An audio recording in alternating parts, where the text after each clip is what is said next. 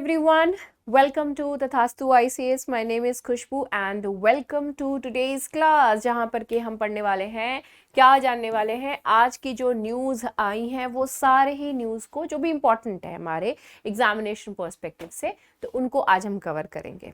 Right? So let's get started. But before that, a very happy Eid Mubarak to all of you. Okay चलिए, so let's get started. यहाँ पे जो है पहले आपको थोड़ा सा इन्फॉर्मेशन दे दिया जाए. एंड इन्फॉर्मेशन क्या है? इन्फॉर्मेशन ये है कि क्लासेस भैया स्टार्ट हो गई हैं. What are you waiting for? Come on, let's get started. जल्दी से जो है क्लासेस को ज्वाइन कर लो, otherwise you will be missing out. Right? So इसलिए बेटर है ये जितने भी कोर्सेज हैं आप इनके बारे में इंक्वायरी कर सकते हो according to your requirement. BA, MA और डिप्लोमा प्लस यूपीएससी, या फिर सिर्फ यूपीएससी का प्रिपरेशन करना है. So all those things you can get it from here itself. Tathastu ICS की जो ये वेबसाइट है यहाँ पे जा कर के आप सर्च कर सकते हो. अपार्ट फ्रॉम दैट NCERT की जो एक सेपरेट मॉड्यूल है वो भी रिलीज हो चुकी है. इसका एक डेमो क्लास भी अपलोडेड है, so you can check that out as well. And apart from that आप जो है यहाँ पे भी कॉल करके डिटेल्स ले सकते हो कोर्सेज से रिलेटेड. एंड यहाँ पे ये जो एड्रेस है दिल्ली का, यहाँ पर भी आप विजिट कर सकते हो. ओके चलिए, so let's get started with our very first topic. And हमारा जो पहला टॉपिक है it is related to PM Pranam. Okay, so biofertilizer scheme gets a central government's green light. So biofertilizer. So as of us, मतलब as of now, all of us are aware of this thing कि ये जो green चीज़ों को लेकर के जो है बहुत ज़्यादा हाइप चल रहा है. Right? So we need to protect our environment, we need to do this that and all. Right? तो उसी कैटेगरी में ये बायो फर्टिलाइजर वाला भी आ जाएगा. Okay, so let's see that. So यहाँ पे जो है स्कीम PM प्रणाम, जो कि है प्रधानमंत्री programme for restoration, awareness, generation, nourishment, amelioration and of the mother earth. ठीक है, जो भी बनाता है ना ये सारे acronyms, he is a genius, he और शी इज अ जीनियस ना. एक्रोनिम्स इतने गजब होते हैं ना जिनको देख करके मन खुश हो जाता है कि कितने अच्छे हैं नेम. इनका फुल फॉर्म भी एकदम सटीक रहता है. सो PM प्रणाम इज द प्रोग्राम जिसको कि एक अप्रूवल दे दिया गया है. Cabinet committee on economic affairs जो है इन्होंने इसको अप्रूवल दे दिया है.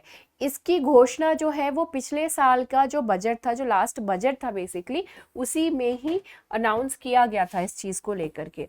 इसका ऑब्जेक्टिव क्या है? कभी भी आप किसी चीज़ के बारे में पढ़ रहे हैं तो उसका एम, ऑब्जेक्टिव पता होना आपको बहुत ज़्यादा ज़रूरी है.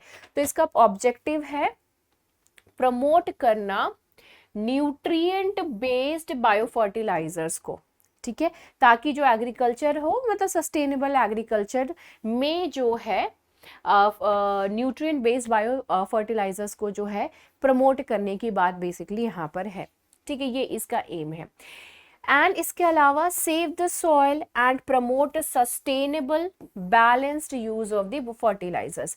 सी, हम सभी को पता है कि ये जो हम केमिकल फर्टिलाइजर्स जो यूज़ करते हैं उसका काफ़ी नुकसान है. ज़मीन को भी नुकसान है, जो खेत है उसको भी नुकसान है, उसके साथ साथ जो प्लांट होते हैं उसमें इतना सारा केमिकल फीड कराना उसके लिए भी नुकसान है. पानी जो है वो भी खराब हो जाते हैं, है ना, क्योंकि वही पानी फ्लो करके जो है फर्टिलाइजर्स वाला पीने वाले पानी के अंदर जा करके मिक्स होगा, तो definitely it is going to be really very deadly for the people. Apart from that plants में बहुत ज़्यादा फर्टिलाइजर्स का यूज़ होना हमारे हेल्थ के लिए ख़राब है. राइट? तो ये सारी चीज़ों की वजह से जो केमिकल फर्टिलाइजर्स हैं उनको एलिमिनेट करके और हमको बायो फर्टिलाइजर्स की तरफ बढ़ने के लिए यहाँ पर एक तरीके से कोशिश करी जा रही है कि ये चीज़ हो. Okay, now involve the participation of the state governments as well. तो यहाँ पर ये इनका जो है टारगेट कि ठीक है, पहले तो प्रमोट करना बायो फर्टिलाइजर्स सस्टेनेबल एग्रीकल्चर के लिए. दूसरा चीज़ यहाँ पे कह रहा है कि सॉइल को सेव करना है एंड प्लस हमको सस्टेनेबल बैलेंस्ड तरीके से फर्टिलाइजर्स को इस्तेमाल करना, ये दूसरा हो गया.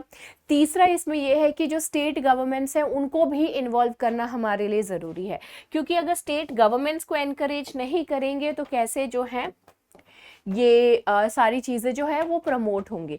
तो अब ये जो चीज़ है ये किस तरीके से होगा, स्टेट गवर्नमेंट्स को एनकरेज करना, उनको इन्वॉल्व करना, वो किस तरीके से होगा। एक तो ये ग्रीन चीज़ को लेकर के जो जागृति करना एंड ऑल, वो सारी चीज़ तो है कि state governments they have to help it, but यहाँ पे क्या है, इंसेंटिव्स का भी खेला है, ठीक है। तो जो भी स्टेट गवर्नमेंट्स जो है वो अडॉप्ट करेंगी, और this adopting alternative fertilisers will be incentivised with the subsidy by reducing the use of the chemical fertilisers. अब जो भी स्टेट्स जो है वो बायो फर्टिलाइजर्स की तरफ शिफ्ट होंगी, केमिकल फर्टिलाइजर्स को जो है वो कम कर देंगी, तो वहां पे सब्सिडी जो है वो उनको प्रोवाइड करेगी गवर्नमेंट, ठीक है। सपोज कि अगर एक स्टेट जो है वो अपना जो कंजम्पशन है, ये जो कन्वेंशनल फर्टिलाइजर्स हैं, जो केमिकल फर्टिलाइजर्स हैं, उनका कंजम्पशन अगर वो कम करती है, ठीक है, कम करती है, then the subsidy savings will be shared by the centre. Subsidy जो है वो यहाँ पे सेंटर की तरफ से दिया जाएगा, it will provide 50% of the subsidy savings, ठीक है। तो यहाँ पे सेंट्रल गवर्नमेंट 50% देगी, शेयर करेगी यहाँ पर सब्सिडी। तो ये एक चीज़ यहाँ पर जो है वो बहुत ही अच्छा हो जाएगा ना पॉकेट से उनका कम खर्चा होगा। तो पॉकेट से कम खर्चा होगा तो ऑब्वियसली बात है, state government would be very much interested. लोग इंटरेस्ट लेंगे तो स्टेट गवर्नमेंट भी इंटरेस्ट लेगी, है ना। स्टेट गवर्नमेंट इंटरेस्ट लेगी तो ऑब्वियसली बात है कि इसमें हर किसी के लिए अच्छा रहेगा, राइट।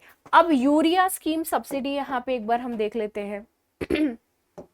देखिए, जो यूरिया को लेकर के सब्सिडी का स्कीम चल रहा था वो अभी भी कंटिन्यूड रहेगा, ठीक है। उस चीज को लेकर के जो सीन था वो तो रहेगा ही रहेगा।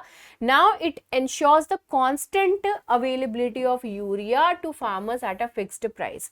अब ये जो पहले जो यूरिया सब्सिडी स्कीम चल रही थी ना, वो तो एज इट इज चलेगा ही, एंड प्लस ये जो सब्सिडाइज रेट, ये जो फिक्स्ड रेट पे मिल रहा था 242 रुपीज पर 45 केजीज जो है एक बैग पर बैग जो है, उसके हिसाब से ये जो फिक्स तरीके से फार्मर्स को दिया जा रहा था, तो वही सब्सिडाइज्ड रेट पर ही सरकार जो है वो देगी, फार्मर्स को प्रोवाइड करेगी, उनको एनकरेज करेगी कि आप जो है ये यूरिया सब्सिडी स्कीम जो है इसका इस्तेमाल करें करके, ठीक है। अब यहाँ पे नैनो यूरिया, ये भी एक बहुत ही इम्पॉर्टेंट चीज़ है जो कि इम्प्लीमेंट कराने की कोशिश हो रही है। तो नैनो यूरिया जो है इसका इस्तेमाल इंडिया में क्या हो गया है, काफ़ी ज़्यादा इंक्रीज हो गया है, एंड ये टारगेट किया गया है कि 2025-26 बाई 2025-26 जो 8 नैनो यूरिया प्लांट्स हैं, 8 nano urea plants with a production capacity of 44 crore bottles will be commissioned. So 2025-26 तक जो है 8 urea plant, nano urea plants जो हैं वो एस्टैब्लिश हो चुकी होंगी, जो कि 44 करोड़ प्लांट बॉटल्स जो है, मतलब 44 करोड़ बॉटल्स जो हैं वो बना पाएंगी, उसको जो है वो रिलीज कर पाएंगी। सो ये जो है वो बेसिकली टारगेट है नैनो यूरिया को लेकर के, ओके। अब यहां पर आता है, ठीक है, ये हो गया मार्केट डेवलपमेंट असिस्टेंस। अब मार्केट डेवलपमेंट असिस्टेंस का यहाँ पे क्या सीन चल रहा है, ठीक है। तो मार्केट डेवलपमेंट असिस्टेंट के लिए जो है 1451.8 करोड़ रुपीस जो है वो असाइन कर दिया गया है इस पर्टिकुलर पर्पस के लिए, ताकि मार्केट में भी इस चीज की जो सर्कुलेशन है थोड़ी ज्यादा और अच्छे से होते रहे। MDA aims to promote organic fertilisers. अभी इसका क्या है, ये एम करता है जो ऑर्गेनिक फर्टिलाइजर्स हैं गोवर्धन प्लांट से, गोबर से प्लांट, गोबर से जो आप धन बना रहे हैं, ठीक है। तो वो जो प्लांट्स हैं, गोवर्धन प्लांट्स जो हैं, वहाँ का जो ऑर्गेनिक फर्टिलाइजर्स वहाँ पे जो बन रहे हैं उसको प्रमोट करना कि लो भाई आप जो है इस तरीके का जो चीज़ है उसको आप लीजिए एंड मतलब इसको जो है इस्तेमाल करिए अपने खेतों में, ये जो है इसका एम है। Now, it will also focus on the fermented organic manures. It will focus अब ये जो है फोकस करेगा फर्मेंटेड ऑर्गेनिक मेन्योर्स को लेकर के, liquid FOM fermented organic manures को लेकर के, फॉस्फेट रिच ऑर्गेनिक मेन्योर्स को लेकर के, जो कि बाई प्रोडक्ट्स होंगे बायोगैस प्लांट्स के, या फिर जो कंप्रेस्ड बायोगैस प्लांट्स जो है वहां से जो ये मटेरियल्स बाकी ये जो मिलती हैं, इसका भी जो है ये प्रमोशन करेंगे, भैया इसका भी इस्तेमाल किया जाए जहां जहां जो है वो हो सकता है वो करके। ठीक है, यहाँ पे तो हम बेसिकली ये चीज देखें कि जो बायो फर्टिलाइजर्स है, ठीक है, उसको एक तरीके से प्रमोट करने की यहाँ पर बात हो रही है। कौन सा स्कीम है यहाँ पर, पीएम प्रणाम जो है वो यहाँ पर सामने आए। ठीक है, अब इसके बाद जो है स्टेट्स को सब्सिडी भी दी जा रही है, उनको इंसेंटिवाइज किया जा रहा है, ये सारी चीज़ें। उसके साथ साथ यूरिया स्कीम जो चल रहा था, सब्सिडी स्कीम, वो भी चलता रहेगा। लेकिन ठीक है, ये बायो फर्टिलाइजर्स बेसिकली है क्या? बायो फर्टिलाइजर्स इतनी बार हमने पढ़ लिया, लेकिन ये है क्या? बायो फर्टिलाइजर्स जो है वो बेसिकली माइक्रो ऑर्गेनिजम्स, लिविंग छोटे छोटे एकदम माइक्रो ऑर्गेनिजम्स जो है वो उसमें होते हैं, एंड ये जो है हेल्प करते हैं in order to enhance the plant growth. Plant की ग्रोथ होने में ये हेल्प करते हैं, कैसे? By providing the essential nutrients to the plants. Simple है, राइट? सो बायो फर्टिलाइजर्स जो है इसमें लिविंग माइक्रो ऑर्गेनिजम्स होती हैं जो कि प्लांट्स को असेंशियल न्यूट्रिएंट्स जो है वो प्रोवाइड करती हैं, ताकि वो क्या कर सके, उनकी अच्छी ग्रोथ हो सके। तो ये कौन है? ये क्या चीज हुई? तो ये बायो फर्टिलाइजर्स हो गए। ठीक है, ये कैसे करती हैं? तो ये क्या करेंगे, जो राइजोस्फीयर है, दे कॉलोनाइज द राइजोस्फीयर और inside the plant and increase the availability of primary nutrients. जो अवेलेबिलिटी है प्राइमरी न्यूट्रिएंट्स की, जिससे कि प्लांट्स की ग्रोथ अच्छी हो, तो उसकी अवेलेबिलिटी अच्छी खासी कर देती है वो प्लांट्स के लिए। ठीक है, अब इसमें क्या होता है कि ये जो बायो फर्टिलाइजर्स है वो बेसिकली ऐसा कोशिश, मतलब उनके इस्तेमाल से ऐसा होता है कि जो एनवायरमेंटल नाइट्रोजन फिक्सेस, मतलब ये नाइट्रोजन जो है उसको फिक्स करती है ताकि उसका इस्तेमाल हो सके प्लांट के द्वारा। सॉल्युबल फॉस्फोरस प्रोवाइड करती है, वो ऐसे कंपाउंड्स प्रोवाइड करती है प्लांट्स को ताकि जो है उनकी ग्रोथ अच्छी हो सके। मतलब एक तरीके से जो उसका एनवायरनमेंट है और उसमें इस तरीके के कण होते हैं लिविंग ऑर्गेनिजम्स की हेल्प की वजह से, वो आसपास की चीज़ों का इस्तेमाल करके उनका जो न्यूट्रिएंट्स है, एक तरीके से नाइट्रोजन जो है वो फिक्स करना, वो काम भी कर देती है। फॉस्फोरस जो है वो भी प्रोवाइड करती है। तो ये सारी चीज़ों की वजह से जो प्लांट्स हैं उनकी ग्रोथ अच्छी हो पाती है। ठीक है, तो ये सारी चीज़ें जो है यहाँ पे हमको बायो फर्टिलाइजर्स के बारे में पता चल रही हैं। अब बायो फर्टिलाइजर्स जो है वो कितने टाइप के होते हैं? तो बायो फर्टिलाइजर्स कई तरीके के होते हैं, राइट? यहाँ पे 4 लिखे हुए हैं। एक है सिम्बायोटिक नाइट्रोजन फिक्सिंग बैक्टीरिया। तो यहाँ पे नाम से ही आपको पता चल रहा है कि ये क्या करेंगे, ये वो बैक्टीरियाज हैं बायो फर्टिलाइजर्स में मौजूद जो कि नाइट्रोजन फिक्सिंग का काम करेंगे। ठीक है, दूसरा क्या है? Loose association of nitrogen fixing bacteria.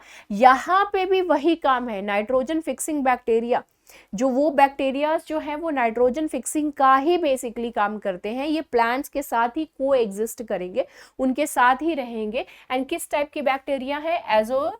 एजोस्पिरिलियम।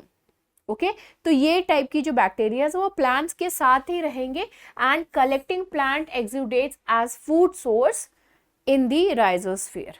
तो उसका जो राइजोस्फीयर है उसमें रहेंगे ये food, as a food they will be having a few things, but they will be helping out in order to fix the nitrogen. Okay, next is the symbiotic nitrogen fixing cyanobacteria. अब यहाँ पे भी वही चीज़ है, nitrogen fixing ही है, लेकिन cyanobacteria जैसे कि एनाबेना, ये एक टाइप का बैक्टीरिया है। ये क्या करेगा? ये एक तरीके से प्लांट्स के साथ एग्जिस्ट करेंगे। They will be there with the plants and ये नाइट्रोजन को फिक्स करेंगे। वो अपना काम जो उनका बैक्टीरिया का रहता है वो, देखिए ऐसा सच नहीं है कि मैं ये जो बैक्टीरिया जाकर के उनकी सर्विस में, हाँ आप जो कहेंगे प्लांट महाराज हम वो करेंगे करके, तो ऐसा नहीं है। वो अपना काम कर रहे हैं, ठीक है, वो अपना खाना बनाना या फिर चीज़ें जो भी चीज़ें करते हैं, मतलब खाना बनाना नहीं, मतलब ईटिंग प्रोसेस, मतलब व्हाटएवर दे आर डूइंग, सो उनका काम ही उस तरीके से हो रहा है कि दे आर लाइक कि हाँ ठीक है, हम क्या करते, मतलब जो भी काम हो रहा है वो काम करने की वजह से ही जो है नाइट्रोजन फिक्सिंग होती जा रही है। It's like that. अब ट्रीज जो है वो कोई स्पेसिफिकली कुछ अलग से काम थोड़ी करती है ऑक्सीजन के लिए, है ना, वो तो अपना रेस्पिरेशन वाला काम उनका चल रहा है, ठीक है, ट्रांसपिरेशन वाला जो काम है वो बेसिकली चल रहा है, कुकिंग कर रहे हैं बेसिकली फोटोसिंथेसिस करें तो उनका फोटोसिंथेसिस वाला बेसिकली काम चल रहा है, तो फोटोसिंथेसिस में वो ऑक्सीजन रिलीज हो रही है, दैट्स इट। कोई स्पेसिफिकली, तो यहाँ पे कुछ ऐसे बैक्टीरिया हैं जो कि स्पेसिफिकली वो काम करते हैं जिसकी वजह से नाइट्रोजन फिक्सिंग हो जा रही है। तो प्लांट्स के लिए बल्ले बल्ले है, एनवायरनमेंट के लिए बल्ले बल्ले है, तो why not to use these kind of bacterias, right. Next is the free living nitrogen fixing bacteria. इनका भी वही काम है, नाइट्रोजन फिक्सिंग ही कर रहे हैं, फ्री लिविंग है। तो ये सॉइल माइक्रो ऑर्गेनिजम्स है, जैसे कि एजोटोबैक्टर, जो कि फ्रीली जो है वो रह रहे हैं। ऐसा नहीं है कि उनके साथ को एग्जिस्ट करेंगे तो उसी के साथ रहना है, ऐसा कुछ नहीं है, ये अपना फ्रीली रह रहे हैं एंड साइड बाय साइड जो है ये प्लांट्स का नाइट्रोजन फिक्सिंग भी करते हैं, ठीक है।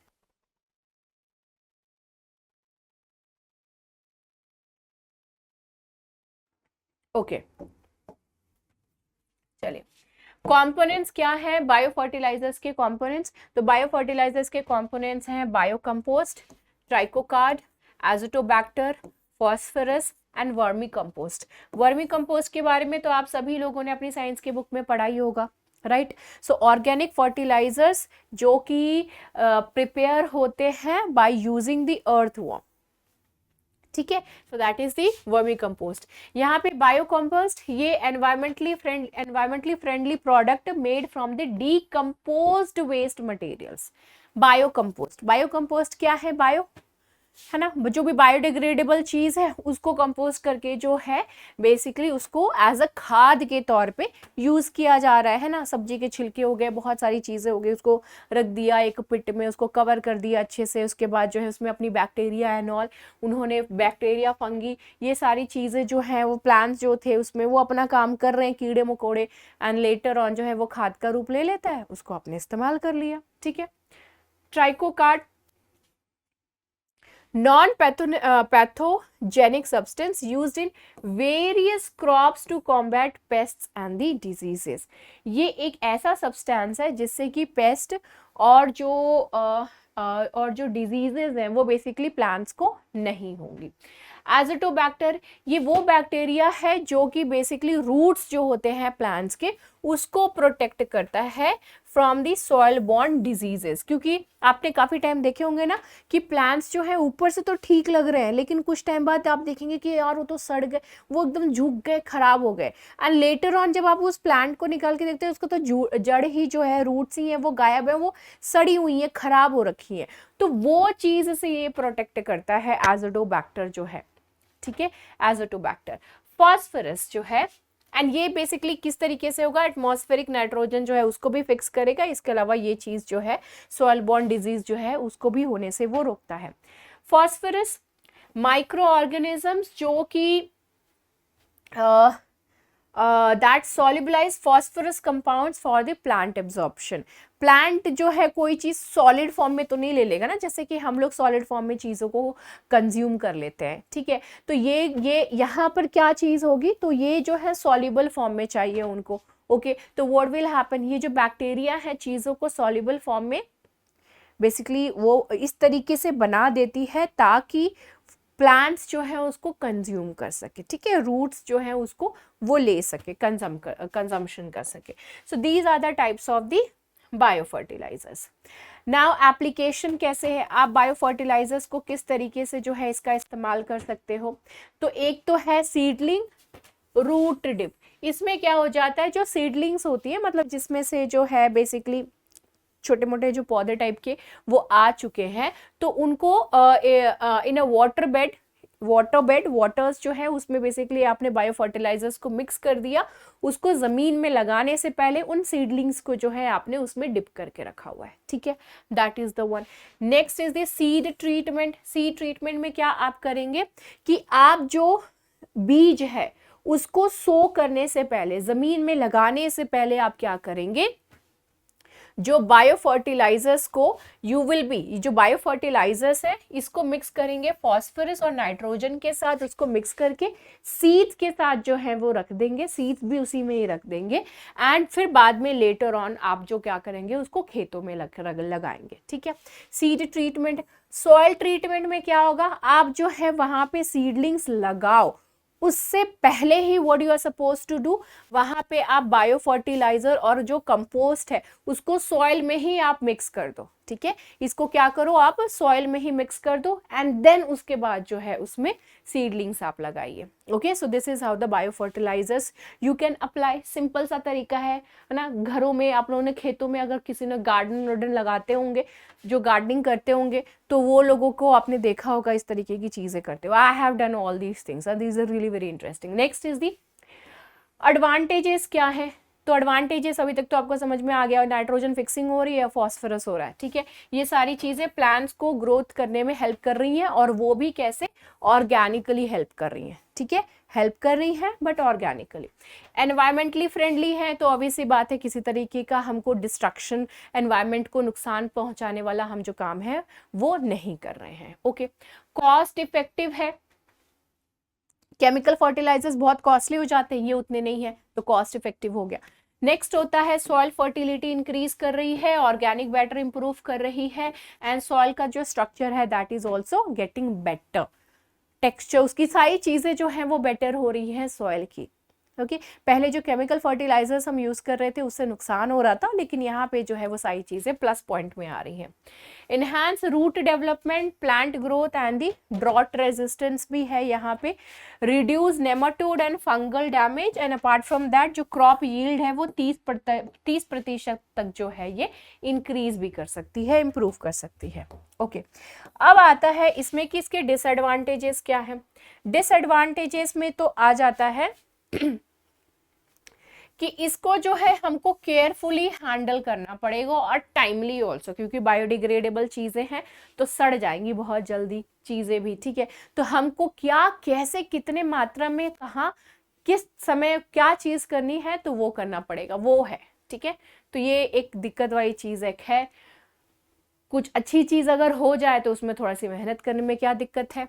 इफेक्टिवनेस जो है वो उतना ज्यादा नहीं होगा जैसा कि हमको देखने के लिए मिलता है जनरली केमिकल फर्टिलाइजर्स को लेकर के। Okay, soil can be compromise by contamination और इनकरेक्ट स्ट्रेन यूसेज, अगर इनकरेक्ट तरीके से हम इसको यूज करेंगे तो इसका नुकसान भी है।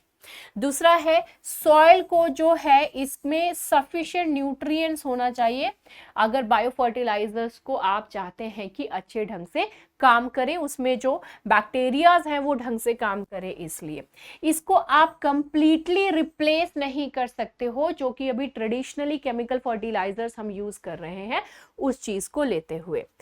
इनएक्टिवेटेड बाय एक्सट्रीम टेम्परेचर्स, अगर बहुत एक्सट्रीम टेम्परेचर होगा तो वहां पे ये वर्क नहीं करेंगी ये बैक्टीरिया, या फिर एसिडिक या फिर एल्कलिन सॉइल्स होंगी तो, या फिर कोई ऐसे नेचुरल एनिमीज जो कि बैक्टीरियाज को नहीं जीने दे रही हैं, वो रहेंगी ही नहीं, एग्जिस्ट ही नहीं करेंगे, तो ऑब्वियस सी बात है कि उनका डेथ हो जाना है ना। तो ये एक सीन हो जाता है। Availability of specific microbial strains, optimal growing medium may be limited. तो ये कुछ जो है बेसिकली हम नेचुरल तरीके से भी यहाँ पे जो है एक रेजिस्टेंस देखने को मिल सकता है। अगर जैसे कि किसी चीज़ को कहीं पे आप ग्रो कराना चाहते हो, किसी चीज़ को वहाँ पे आप जो है क्या कराना चाहते हो, मतलब हैबिटेशन एक टाइप, जैसे कि कोई एनिमल है वो कहीं पे रहता है, उसका हैबिटेशन, जैसे कि कोई जो है वो माउंटेन में रहता है, उसको सडनली अगर आप प्लेन एरिया में रखने के लिए करोगे तो वो एग्जिस्ट नहीं कर पाएगा ना, जी नहीं पाएगा। तो ये बैक्टीरिया का भी एक तरीके से आप वही सोचिए कि इसको उस टाइप का एनवायरमेंट मिलना चाहिए, क्योंकि ये जो बायो फर्टिलाइजर्स है इसमें लिविंग बैक्टीरियाज है, this is the reason. Okay, so ये एक बहुत ही बड़ा जो है इसका प्लस पॉइंट भी है और नेगेटिव पॉइंट भी है। कंटैमिनेशन जो है ये एक कॉमन इशू है जिसकी वजह से जो एक तरीके से प्रॉब्लम क्रिएट हो सकती है। Microbes in bio fertilisers can be sensitive to prolonged sunlight, अब खेतों में है भाई, तो खेतों में रहेंगे तो वैसी बात है कंटिन्यूसली सनलाइट रहेगी, तो कुछ हो सकते हैं माइक्रोब्स जो बायो फर्टिलाइजर्स में है वो बेसिकली रेजिस्ट करे सनलाइट को, ठीक है। तो ये चीज की वजह से उनकी डेथ भी हो सकती है। तो अब जब वही नहीं रहेंगे तो बायो फर्टिलाइजर्स का इस्तेमाल करना मुश्किल हो जाएगा। तो कंडीशन बेसिकली यहाँ पर बहुत ज्यादा जो है वो मैटर करता है। कल हमने जो है कॉलेजेस की रेटिंग्स के बारे में बात किए थे, ठीक है। अब जो है हम उसके बहुत सारे रेटिंग्स तो हो गई हैं, लेकिन ठीक रेटिंग्स के क्या नुकसान है, क्या फ़ायदे हैं, कौन मतलब स्टेट्स को लेकर के भी क्या चीज़ें हैं, रिसर्च को लेकर के क्या चीज़ें हैं, कॉलेजेस का क्या प्लस पॉइंट नेगेटिव पॉइंट है, मतलब बहुत सारा पर्सपेक्टिव जो है वो आपको आज की क्लास में मिलेगा। कल हमने जो देखा वो प्रीलिम्स पर्सपेक्टिव से बहुत अच्छा था, ठीक है। आज हम जितनी चीजें यहाँ पर कवर करेंगे ये आपको मेंस में जो है वो काफी ज्यादा हेल्प करेगी, ठीक है। चलिए, तो ये जो NIRF है यानी कि national institutional ranking framework, okay, इन्होंने इंडिया के जो एजुकेशनल हायर एजुकेशनल इंस्टीट्यूशंस थे उनकी रैंकिंग्स जो है वो रिलीज करी, ठीक है, उनकी रैंकिंग्स रिलीज करी। रैंकिंग्स जो है ये प्रोवाइड करी गई थी 5 कैटेगरीज को। कौन कौन से 5 कैटेगरीज? ओवरऑल कैटेगरी, यूनिवर्सिटीज में भी, कॉलेजेस में भी, रिसर्च इंस्टीट्यूशंस के पर्सपेक्टिव से भी एंड इनोवेशन के पर्सपेक्टिव से भी, ठीक है। तो इन सभी कैटेगरीज में जो है वो रैंकिंग हुई थी, ठीक है। नेक्स्ट आता है 8 सब्जेक्ट जिसको कि कंसीडर किया गया था ये रैंकिंग के लिए। तो वो 8 सब्जेक्ट्स कौन कौन से हैं? तो ऑब्वियस सी बात है कि इंजीनियरिंग, मैनेजमेंट, इंजीनियरिंग तो रहेगा ही रहेगा, उसके बाद आया management, pharmacy, medical, dental, law, architecture and planning, architecture and planning and that of the agriculture and allied sectors, okay. तो ये सारे जो डोमेन्स थे, सब्जेक्ट डोमेन्स थे जिनके बेसिस पे रेटिंग्स जो है वो दी गई थी, ओके। इंस्टीट्यूशंस जिनको इवैल्यूएट किया गया था उनको इवैल्यूएट किया गया था 5 पैरामीटर्स के ऊपर, ठीक है। अब वो पैरामीटर्स कौन कौन से हैं? Teaching, learning and resources, graduation outcome, research and professional practices, outreach and inclusivity and then the perception. तो यहाँ पे आप देख सकते हैं कि इन्होंने रिसर्च को भी जो है, रिसर्च प्रोफेशनल प्रैक्टिसेस को भी जो है वो यहाँ पे इस पैरामीटर्स में डाला है। ये मैं बोल रही हूँ, इसको थोड़ा ध्यान में रखिएगा क्योंकि इसके ऊपर हम आगे बात करने वाले हैं, ठीक है।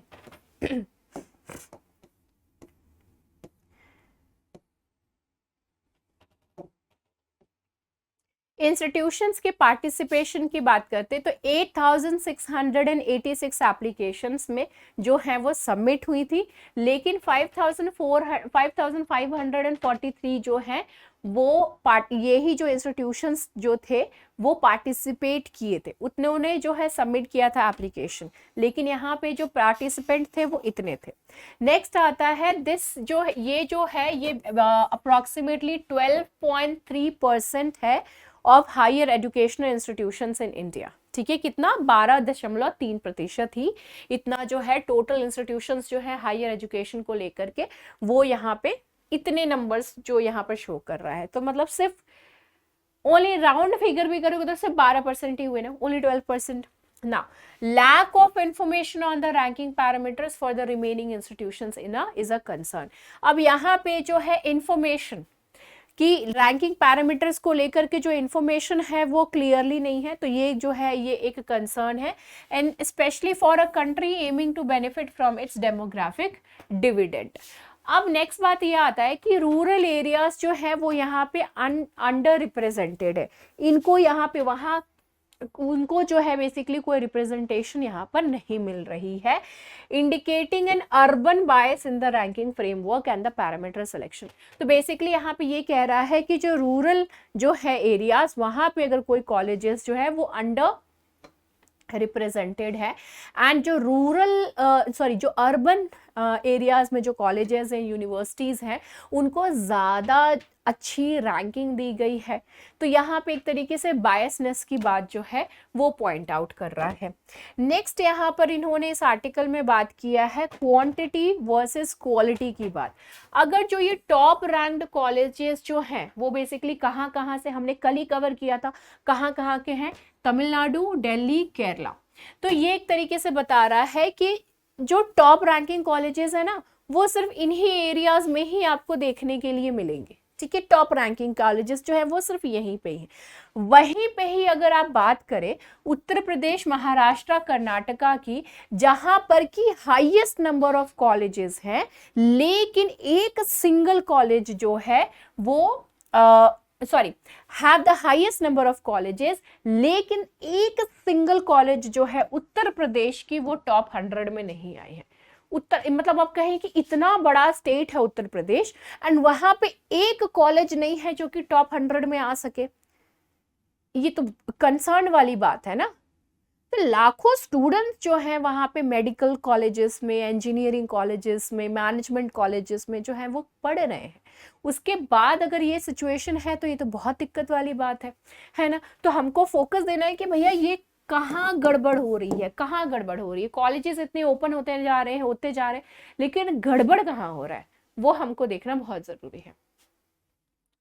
अभी जो फोकस है, a focus on improving quality across the country is necessary. वही चीज जो अभी जस्ट मैंने बोली है ना कि जो कंट्री में हमको क्वालिटी पे फोकस करने की बहुत ज्यादा जरूरत है। अब चाहे वो central, both the central level पे भी एंड स्टेट गवर्नमेंट्स को भी, not only the state government, central government को भी, स्टेट गवर्नमेंट्स को, दोनों को ही जो है सब्सटैंशियल सफिशिएंट जो है वो बेसिकली बजट एलोकेट करना चाहिए एंड फंड्स जो है वो एलोकेट करने चाहिए ताकि हमारा एजुकेशन जो है वो बेटर हो सके, है ना। बहुत सारे जो लोग हैं वो ये काम कर रहे हैं। इंजीनियर्स जो हैं वो हमको देखने के लिए मिल जाएंगे, रात चलते फिरते कितने सारे इंजीनियर्स मिल जा रहे हैं, कितने सारे पीएचडी होल्डर्स जो हैं वो मिल जा रहे हैं, लेकिन मतलब क्या फायदा उन सर्टिफिकेट्स का जब आप अपनी जिंदगी जी नहीं सकते सही ढंग से। आपको जो है अपने पेट पालने के लिए कैसे भी जो जॉब है वो करने के लिए आप रेडी हो जा रहे हो क्योंकि फैमिली चलानी है ना। तो ये एक बहुत बड़ा जो है वो कंसर्न है बेसिकली, राइट। तो क्वालिटी इंप्रूव करने की बहुत ज्यादा जरूरत है और गवर्नमेंट को इस चीज के ऊपर फोकस करने की जरूरत है। प्राइवेट जो इंस्टीट्यूशंस हैं दे हैव लोअर रैंकिंग्स। अब सोचिए, हम तो प्राइवेट इंस्टीट्यूशंस में जाते हैं ये सोच करके कि वहां पे ज्यादा बेटर एजुकेशन होगा as compare to the government one, लेकिन प्राइवेट इंस्टीट्यूशंस को लोअर रैंकिंग मिली है गवर्नमेंट इंस्टीट्यूशंस से अगर कंपेयर करें तो। And there is more state universities to improve and that and be recognised also. हमको बहुत सारे जो स्टेट यूनिवर्सिटीज है उनको इम्प्रूव करने की जरूरत है और उनको एक रिकॉग्निशन देने के लिए भी जरूरत है। ओके अब ये जो टॉप रैंकिंग यूनिवर्सिटीज जो सामने उभर करके आई हैं, अब वहां पे हम कुछ कंपैरिजन करते हैं। ठीक है, मैंने कहा ना ये आर्टिकल बहुत अच्छा है। ओके क्योंकि इस चीज के ऊपर हम जनरली जो है वो ध्यान नहीं देते हैं। फैकल्टीज जो है यार वो कितने बच्चों को हैंडल कर लेगी और कितने बच्चों को ढंग से जो है वो पढ़ा पाएगी। देयर शुड बी लिमिटेड ना, लिमिटेड बच्चे होने चाहिए ताकि वो हर किसी पे प्रॉपर ढंग से नजर रख सके। ठीक है, ये बहुत जरूरी चीज है। एक स्टूडेंट मतलब एक टीचर जो है ना 25 स्टूडेंट्स को फिर भी देख लेगा, 20 से 25 इज एनफ, उससे ज्यादा टू मच हो जाता है। मैं तो फिर भी कहूंगी 20 इज टू गुड, 20 पे रखो, फिर टीचर के लिए आसान रहेगा सारे बच्चों के ऊपर नजर रख करके अच्छे से पढ़ाने में। ओके खैर, faculty strength and the rankings, जो टॉप यूनिवर्सिटीज हैं उसमें एवरेज 645 फैकल्टी मेंबर्स है, लेकिन जो रिमेनिंग यूनिवर्सिटीज हैं उसमें एवरेज फैकल्टीज कितनी है, 242। सो स्ट्रेट फॉरवर्ड आप देख सकते हो कि 400, लगभग 400 जो है इसमें कम है। ठीक है, कॉलेजेस की जब अगर बात करें तो कॉलेजेस में जो फैकल्टीज हैं वो 173 है टॉप 100 में। ठीक है, लेकिन वहीं पे ही बाकियों की बात करें तो सिर्फ 71 है, 100 कम, स्ट्रेटली एकदम इतना कम हो गया। ठीक है। तो ये फैकल्टीज का भी वहाँ पे कमी होना कॉलेजेस में, यूनिवर्सिटीज में, ये एक बहुत बड़ा मेजर फैक्टर यहाँ पे निकल के सामने आ रहा है। क्वालिटी एजुकेशन की अगर आप बात करें तो अगर आप सोचे कि हाँ भाई हम बड़ा सा इंफ्रास्ट्रक्चर खड़ा कर देते हैं, सब चीज़ एकदम शो ऑफ करेंगे, बहुत सुंदर सुंदर सारी चीज़ें कर देंगे, लेकिन फैकल्टीज़ ही नहीं ढंग की है या फिर फैकल्टीज़ की ही कमी है, तो फिर इंस्टीट्यूशन का क्या फ़ायदा? वो सिर्फ शो ऑफ ही है, वो सिर्फ देखने के लिए ही खूबसूरत है। ओके तो यहाँ पे क्या है कि क्वालिटी एजुकेशन के लिए infrastructure, emphasizing on importance of this faculty is more important than working on this infrastructure। पहले अच्छी फैकल्टीज लाओ, उसके बाद जो है इंफ्रास्ट्रक्चर के ऊपर काम करो, क्योंकि फैकल्टी बहुत इंपॉर्टेंट है। किस तरीके से समझे, देखिए नॉलेज, हमारी कंट्री ऐसी है ना कि जहाँ पे नॉलेजेबल लोगों की कमी नहीं है, राइट लेकिन नॉलेज होना इज अ डिफरेंट थिंग, लेकिन उसको सही ढंग से सामने वालों को समझा देना, उसको समझ में आ जाए वो चीज एकदम मजे में, वो चीज करना, वो एकदम डिफरेंट चीज होती है ना। तो वो चीज है यहाँ पे। ठीक है, हमारे पास बहुत सारे लोग हैं जो कि बहुत समझदार, बहुत नॉलेज है उनको, लेकिन क्या वो एक अच्छा टीचर बन सकता है, वो एक क्वेश्चन हो जाती है ना। ठीक है, तो वो चीज जो है वो यहाँ पर ध्यान देना बहुत जरूरी है। नंबर इंक्रीज करिए अच्छे फैकल्टीज की, तो this is what it is focusing on. दूसरा यहाँ पे एक पॉइंट जो है वो रेज कर रहा है, वो साइंटिफिक पब्लिकेशंस को लेकर के। ठीक है, जो इंस्टीट्यूशंस पार्टिसिपेट कर रही हैं रैंकिंग्स को लेकर के, ठीक है, institutions participating in the rankings contribute to a majority of the scholarly output, right. तो ओवरऑल कैटेगरी की बात करें तो 87.71% जो है ये जो रैंकिंग्स में आई है, पार्टिसिपेट करी हैं, उन्होंने अच्छा खासा जो पब्लिकेशन से पब्लिश किया है उन्होंने अपने research papers and all. Engineering institutions जो है वो 99.98% जो भी टोटल साइंटिफिक पब्लिकेशंस हुई हैं उसमें इतना जो है वो इंजीनियरिंग इंस्टीट्यूशंस का कंट्रीब्यूशन है। ठीक है, नेक्स्ट आता है मैनेजमेंट का। मैनेजमेंट में 50% ऑफ द इंस्टीट्यूशंस जो कि रैंकिंग के लिए अप्लाई करी गई थी उनका 0 पब्लिकेशंस था, 0। इसका मतलब क्या है, यहाँ पर इंप्रूवमेंट की जरूरत है। 50 मतलब 100 अगर लोगों ने अप्लाई, 100 मैनेजमेंट इंस्टीट्यूशंस ने अप्लाई किया तो उसमें से 50 ने तो किसी तरह का कोई पब्लिकेशन ही नहीं किया, है ना। तो ये चीज यहाँ पे पॉइंट रेज हो जा रही कि आपने तो कुछ पब्लिश ही नहीं किया। क्यों नहीं किया भाई? Where is a research work, what you people are doing. ठीक है, खैर तो यहाँ पे काम करने की जरूरत है। Okay, need for quality enhancement. Rankings जो है, ये जो रैंकिंग करी गई है, ठीक है, इससे ये पता चल रहा है कि हमको अपना हायर एजुकेशन जो है उसकी क्वालिटी बेटर करने की बहुत ज़्यादा ज़रूरत है, क्योंकि ये जो टॉप कॉलेजेस है वो कंस्ट्रेंड है कुछ पर्टिकुलर एरियाज में ही, तमिलनाडु हो गया, दिल्ली हो गया, है ना, इस टाइप के स्टेट्स में ही है। तो इसलिए हमको ना क्वालिटी ओवरऑल अपनी इंडिया में इंक्रीज करने की बहुत ज़्यादा है जो है वो ज़रूरत है, इम्प्रूव करने की जो है वो ज़रूरत है। इस चीज़ के लिए हमको एडिक्वेट फिनेंशियल रिसोर्सेज जो है वो एलोकेट करना पड़ेगा। ओके, इंडिया का अगर हम शेयर की बात करें वर्ल्ड साइंटिफिक पब्लिकेशन में तो वो सिर्फ 4.81% है, जो कि रफली अराउंड 5% आता है। ठीक है, 4.8% है, सिर्फ इतना परसेंट है। वहीं पे अगर चाइना की शेयर की बात करें वो सिग्निफिकेंटली इंक्रीज होती जा रही है। क्यों? क्योंकि वहां पे जो है इन्वेस्टमेंट अच्छा होता जा रहा है इस वजह से। ठीक है, तो हमको बजटरी एलोकेशन जो है वो थोड़ा ढंग से करने की जरूरत है अगर हम अपना एजुकेशन जो है उसको बेटर करना चाहते हैं, तो इसलिए। ओके, नेक्स्ट है centre plans market scheme to promote sustainable living. Okay, तो इस चीज को लेकर के जो है सेंटर अपना एक मतलब प्लानिंग करके आई है, एंड वो जो है देखते हैं कि इस पर्टिकुलर आर्टिकल में बेसिकली है क्या। ओके, तो इस चीज में क्या बता रहा है, द एनवायरमेंट मिनिस्ट्री जो है उन्होंने एक ड्राफ्ट नोटिफिकेशन को प्रपोज किया है, and they are proposing a green credit scheme to incentivise the various environmental activities.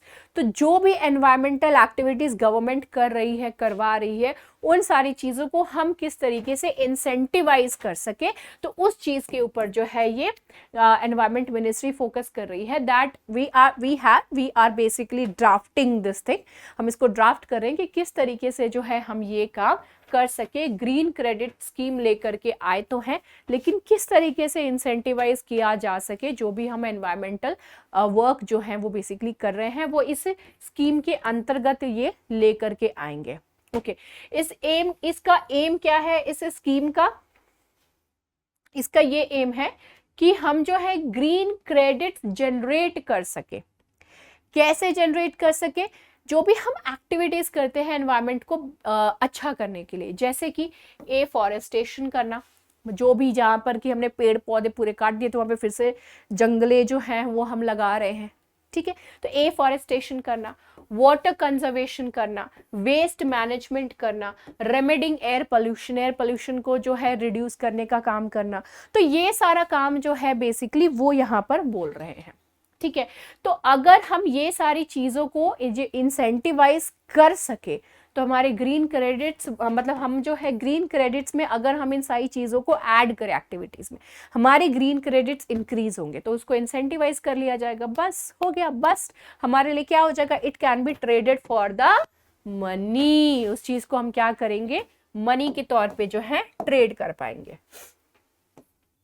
तो इसका क्या ऑब्जेक्टिव है वो तो खैर आपको समझ में आ ही गया है, लेकिन फिर भी एक बार देख लेते हैं। ये जो स्कीम है ये basically it intends to establish a competitive market based approach.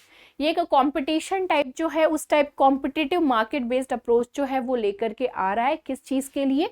Green credits के लिए जो है ये लेकर के आ रहे हैं, जिसमें कि जो भी एनवायरमेंटल एक्शंस हो रहे हैं, वॉलंटरी एनवायरमेंटल एक्शंस जो हो रहे हैं उसको इंसेंटिवाइज हम कर सके। Okay, it aims to encourage individuals, communities, private sector, industries, companies and other entities to meet their environmental obligations.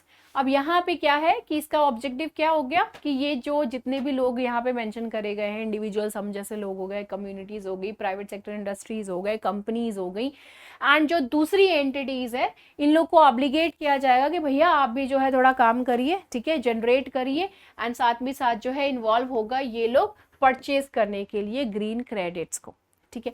हाँ, जो लोग ग्रीन क्रेडिट्स खरीद सकते हैं बेसिकली, और जिनको जरूरत पड़े आगे के काम के लिए, किसी चीज के लिए, अपनी कंपनीज में शो करने के लिए, for whatever reason, government जो है इसको फेज्ड फॉर्म में इम्प्लीमेंट करेगी। पहले क्या करेगी? वॉलंटरी एक्शंस होगा कि वॉलंटरीली अगर आप जो है पार्टिसिपेट करना चाहते हो, काम करना चाहते हो तो ठीक है, वेरी गुड, बल्ले बल्ले।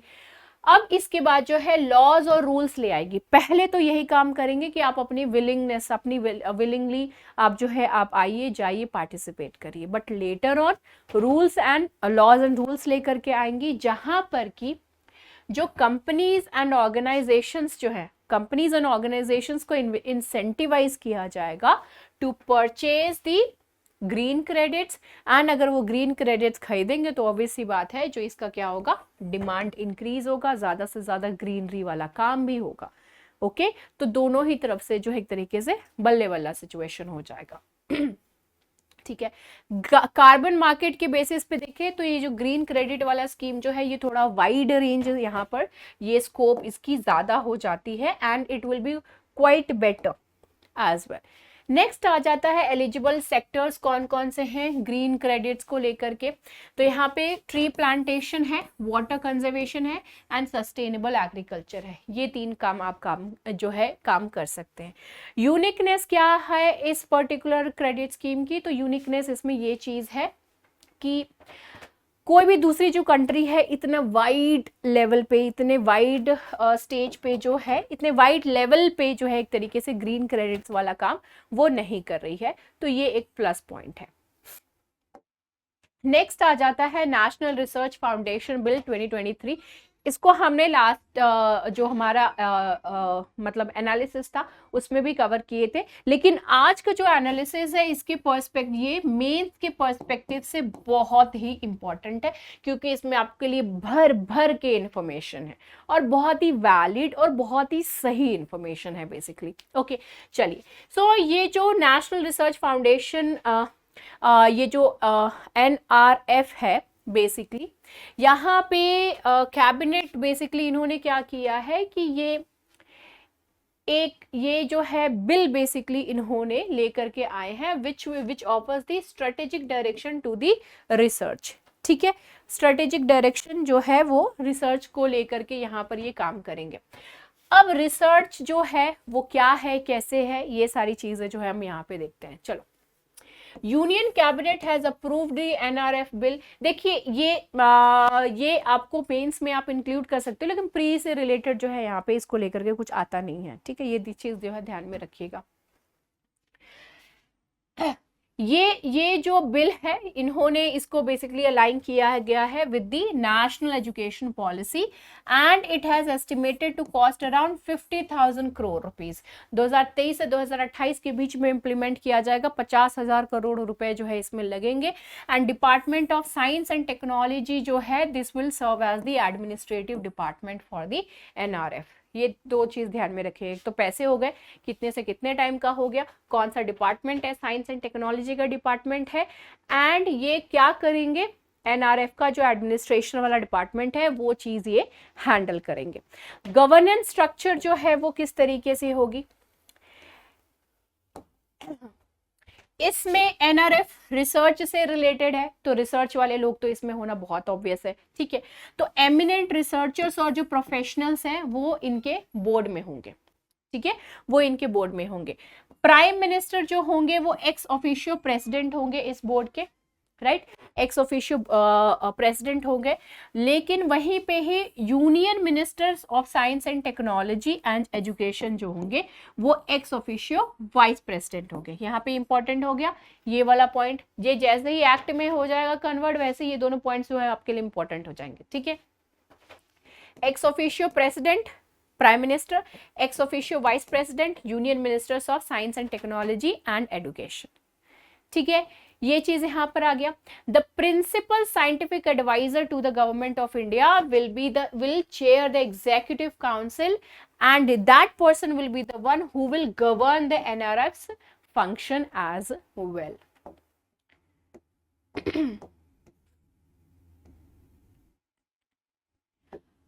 अब ये जो NRF आएगा ये किसको रिप्लेस करेगा, सर्ब को रिप्लेस करेगा। सर्ब क्या है, science and engineering research board, इसको जो है ये रिप्लेस कर देगा इसको। ठीक है, and it was established in 2008 में जो है इसको लेकर के आया गया था। इक्विटेबल रिसर्च फंडिंग, इसका एम क्या है NRF का, ठीक है, इसका एम है to ensure equitable research funding with greater participation from the private sectors। कि ठीक है, प्राइवेट सेक्टर्स जो हैं वो रिसर्च करने के लिए पैसे लगाएं और वो जो है रिसर्च ऐसी हो जिससे कि हर किसी के लिए फायदे वाली पॉइंट हो। ठीक है, ये वाला हो गया। The goal is to provide more funding to the state universities, which is very much important। अभी हम जो एक आर्टिकल देखेंगे उसमें यही चीज है कि बहुत सारे ऐसे स्टेट्स हैं जहां पर कि कल हमने जो रैंकिंग देखी थी वो उन स्टेट से कॉलेजेस जो हैं वो एक भी नहीं है। जैसे कि उत्तर प्रदेश हो गया, 100 टॉप 100 में भी जो टॉप 100 की लिस्ट है उसमें एक उत्तर प्रदेश का कॉलेज नहीं है। ठीक है, तो ये जो रिसर्च होंगे यूनिवर्सिटीज में पैसे लगेंगे तो बेटर फैकल्टीज भी आएंगे, बेटर इंफ्रास्ट्रक्चर भी होगा, एंड ये सारी चीजों की वजह से क्या होगा, अल्टीमेटली जो कॉलेजेस हैं वो भी बेटर होंगी। लेकिन अभी क्या हो रहा है, ये स्टेट यूनिवर्सिटीज में इंप्लीमेंट करने के लिए मतलब पैसा लगाने की बेसिकली बात कर रहे हैं, लेकिन एज ऑफ नाउ जो सब ज्यादा जो फंडिंग है वो कहाँ चली जाती है, IITs में या फिर IISc में बैंगलोर। ठीक है, वहां पे चली जाती है। NRF will prioritise research funding, यहाँ पे इनका काम ही क्या है, रिसर्च फंडिंग को लेकर के प्रायोरिटाइज करना।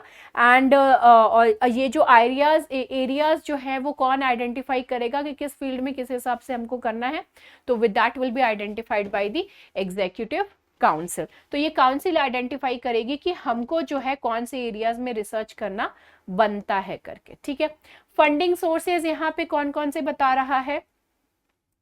फिलहाल जब ऑपरेशनल होगा ये एनआरएफ तो एक्सपेक्टेड है कि 36,000 करोड़ जो है वो कंट्रीब्यूट किया जाएगा, कहां से, प्राइवेट सेक्टर्स की तरफ से as investments into the research. फिलहाल ये एस्टिमेट किया जा रहा है कि 36,000 करोड़ रुपीस जो है वो वहां से इन्वेस्टमेंट आ जाएगी।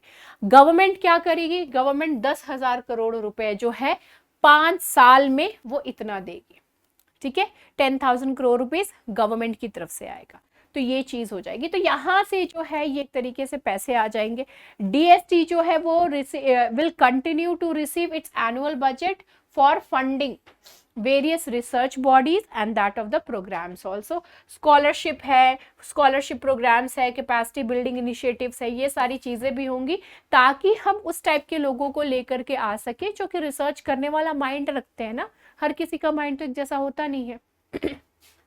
ओके तो ये चीज यहाँ पर है। नीड फॉर लेजिस्लेशन, अब यहाँ पे जो है इस बिल को लाना बहुत ज्यादा जरूरी था क्योंकि हमारे यहाँ पर ना कोई खास रिसर्च उतना कुछ हो नहीं पा रहा है और रिसर्च करने के लिए हमको फंडिंग्स की भी जरूरत पड़ती है, राइट। तो इन सारी चीजों के लिए ऑब्वियस सी बात है कि हमको इसको लाना जरूरी था। ओके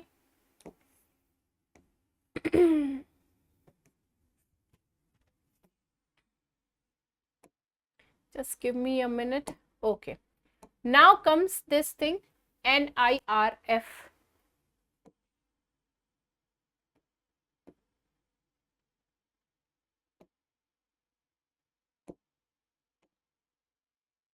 ठीक है, चलो अब हम बढ़ते हैं नेक्स्ट वाले टॉपिक की तरफ एंड वो जो टॉपिक है that is the days after the black Saturday Russian stake stock. ठीक है, यहाँ पे क्या हुआ एंड ऑल।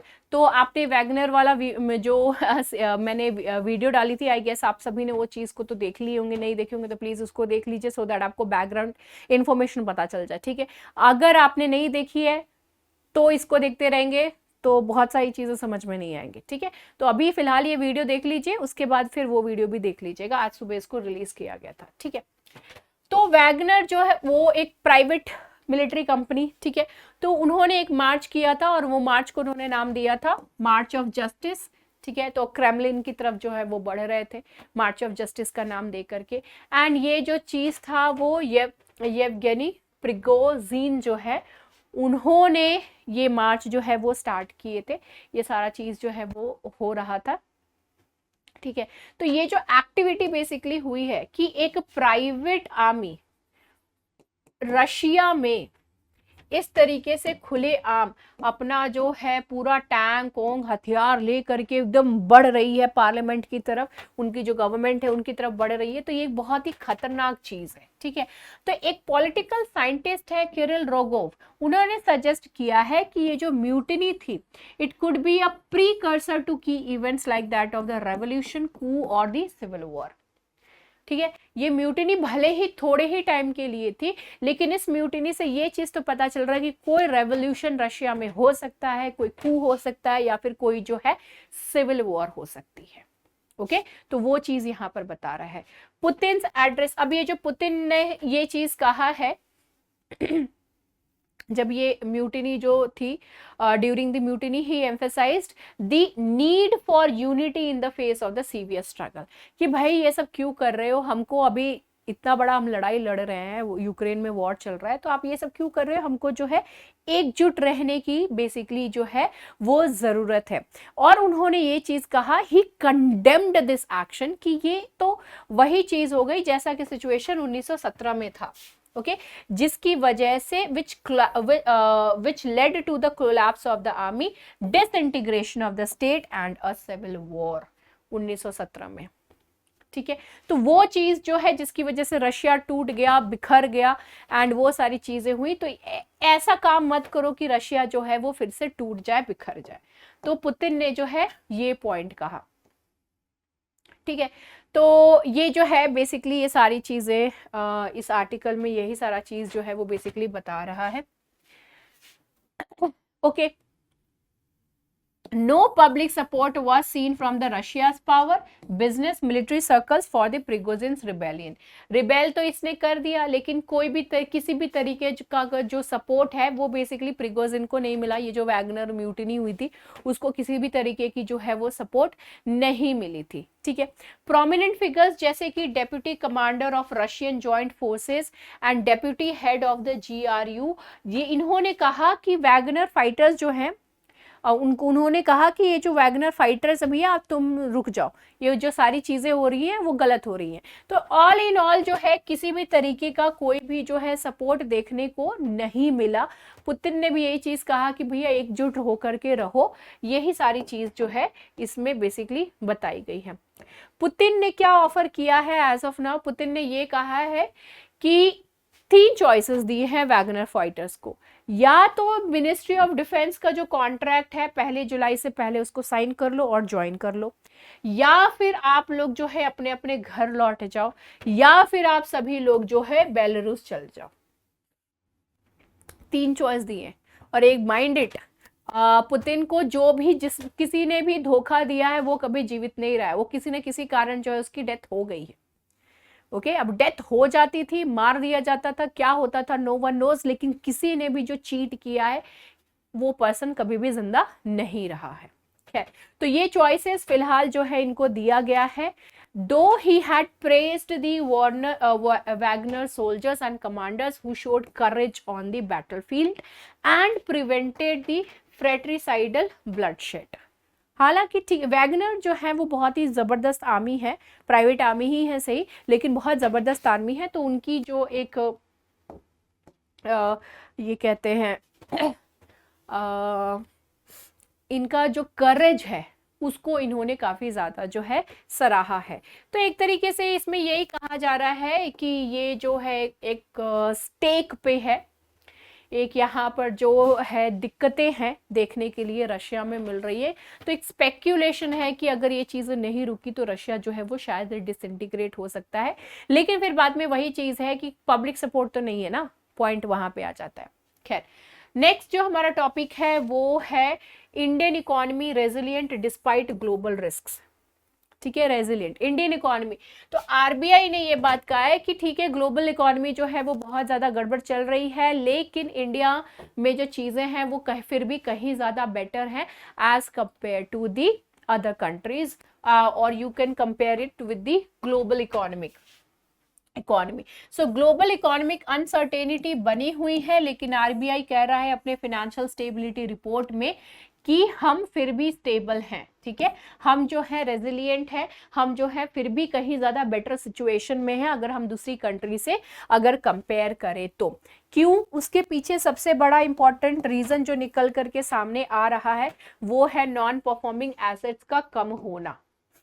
ओके, तो जो gross non performing assets ratio, the gross non performing assets ratio of the scheduled commercial banks decreased to a 10-year low of 3.9% in March 2023। 10 साल में जो नॉन परफॉर्मिंग एसेट्स हैं जो इतनी ज़्यादा कम हो गई हैं। अभी सबसे पहला तो सवाल ये आ जाएगा कि मैम पहले ये तो बताओ नॉन परफॉर्मिंग एसेट्स जो है वो है क्या? तो नॉन परफॉर्मिंग एसेट्स ऐसे लोन या फिर डेट हैं जो किसी ने लिया, जो बोरोवर्स हैं उन्होंने लिया, ठीक है, has not made the payment for a minimum period of 90 days। अगर सपोज कि मैंने उधारी लिया बैंक से, ठीक है, लोन लिया, लेकिन 90 दिनों तक मैंने जो उनको पेमेंट की ही नहीं है, उनको जो है मैंने पैसे दिए ही नहीं है, जब से मेरे को लोन भरने का था तब से लेके 90 दिनों तक मैंने नहीं दिया है, तो वो जो अमाउंट है, ठीक है, वो नॉन परफॉर्मिंग एसेट्स में आ जाएगा। ठीक है, तो वो कहाँ पे आ जाएगा? नॉन परफॉर्मिंग एसेट्स में आ जाएगा। तो वही बात जो है वो यहाँ पे कह रहा है कि नॉन परफॉर्मिंग एसेट्स जो है वो पिछले 10 साल के बहुत ही कम रेशियो में है, मतलब कम परसेंटेज में है। ठीक है, नेट एनपीएस रेशियो जो है वो भी 1%, मतलब जो है वो कम होकर के 1% पे आ गई है। इससे ये पता चल रहा है कि जो बैंक की एसेट है वो उसकी क्वालिटी बेटर होती जा रही है, और जो बैड लोन की समस्या थी वो भी जो है हमारी ठीक होते जा रही है, उसमें भी जो है रिडक्शन होता जा रहा है। ये पॉइंट यहाँ पर बेसिकली पता चल रही है, ठीक है।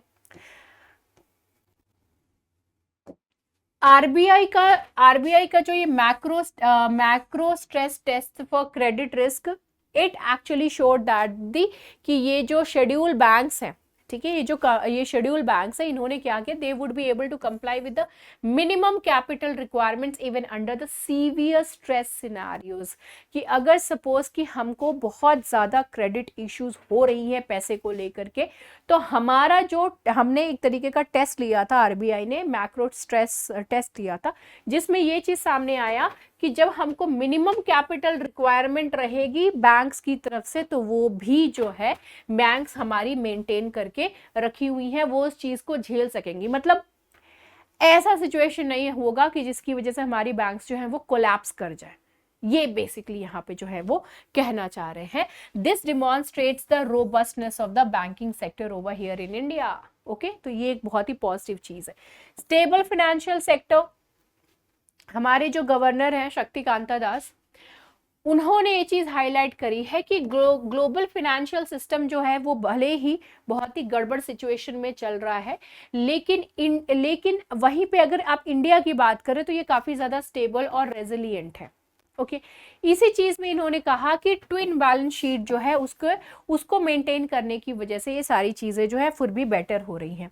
गवर्नर ने कहा, इन्होंने ये बात कही कि जो हम ये ट्विन बैलेंस शीट जो है हम मेंटेन कर रहे हैं, that both the banking and the corporate sector balance sheets have been strengthened. ठीक है, देखिए बैंक से जो कॉर्पोरेट सेक्टर्स है, ठीक है, उन्होंने लोन लिया, राइट। अब कॉर्पोरेट सेक्टर्स की जो बैलेंस शीट है वो ऑलरेडी खराब चल रही है, तो उसकी वजह से ऑब्वियस सी बात है कि वो लोन दे नहीं पाएंगे बैंक्स को, तो दोनों के ही जो है वो गड़बड़ चल रहे हैं सिचुएशन, ठीक है। तो यहाँ पे इस चीज़ को दोनों को ही बेटर करने की ज़रूरत है, ठीक है।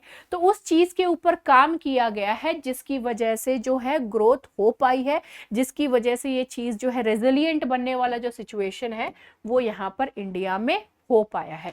तो ऑल इन ऑल उसी चीज़ को इन्होंने जो है ये पूरे आर्टिकल में लिख करके सामने दिए हुए हैं, ठीक है। नेक्स्ट हमारा टॉपिक है, it is related to the Euclid set to launch next week in quest for dark energy. Dark energy क्या है? ये कोई भी चीज जो डार्क होती है वो हमारे लिए मिस्टीरियस है, ठीक है, तो वही चीज है ये। It is believed to be a mysterious form of energy causing the expansion of the universe to accelerate। ये कुछ ऐसी चीज है जो कि शायद यूनिवर्स के एक्सपेंशन को एक्सेलरेट कर सकती है, तो वो डार्क एनर्जी मतलब मिस्टीरियस चीज है। क्या है? तो उसी चीज को स्टडी करना है हमको, ठीक है। तो यूक्लिड मिशन जो है it aims to gather more information, हमको ज्यादा इंफॉर्मेशन कलेक्ट करने के लिए ये जो मिशन है वो हेल्प करेगी। किस चीज़ के बारे में हमको ज़्यादा इन्फॉर्मेशन चाहिए?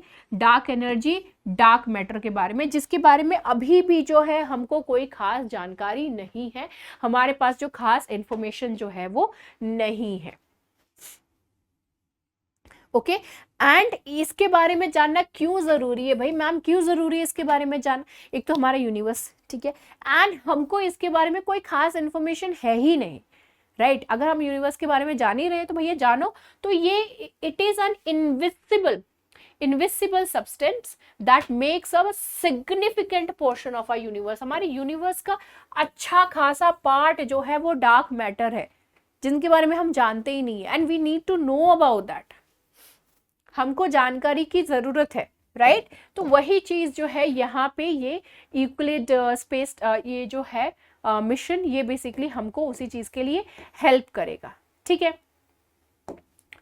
इसका ये जो मिशन है, its mission is to survey billions of galaxies and study the light emitted from the galaxies 10 billion years ago. इतनी दूरी पे जो है वो गैलेक्सीज को भी स्टडी करना, जो लाइट वहाँ से एमिट हो रही हैं उनको भी स्टडी करना, एंड वो जो गैलेक्सीज इतनी दूर दूर हैं वहाँ पे जो स्टार्स एंड ऑल एवरीथिंग, मतलब उस चीज़ को बेसिकली जो है वो स्टडी करने का काम जो है इस मिशन का यहाँ पर है। ओके, तो ये बेसिकली हमारे प्रिलिम्स पर्सपेक्टिव से जो है ये बेसिकली इम्पॉर्टेंट है। ओके, साइंटिस्ट जो है ये एस्टिमेट किए हुए हैं कि ये जो डार्क एनर्जी है वो बेसिकली यूनिवर्स का 68% है। यूनिवर्सिटीज का 68 मतलब लगभग 70% क्या है, ये डार्क एनर्जी है। लेकिन जो डार्क मैटर है वो 27% है, जो हमको पता ही नहीं है कि कुछ है क्या है नहीं है क्या है, हमको कोई आइडिया नहीं है, राइट।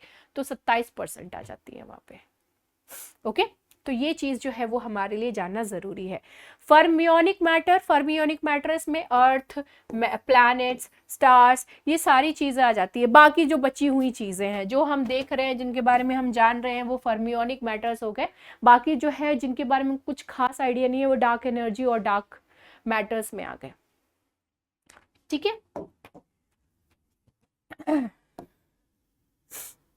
ओके, चलो। सो this is it for today's class. I hope जो है आपको सारी चीजें समझ में आएंगी। थोड़ी लंबी हो गई है क्लास। ओके, तो बहुत सारी चीजें एक्चुअली हमने इस क्लास में जाना, राइट। चलो अब मिलते हैं हम अपनी एमसीक्यूज की क्लास में। Bye bye, take care.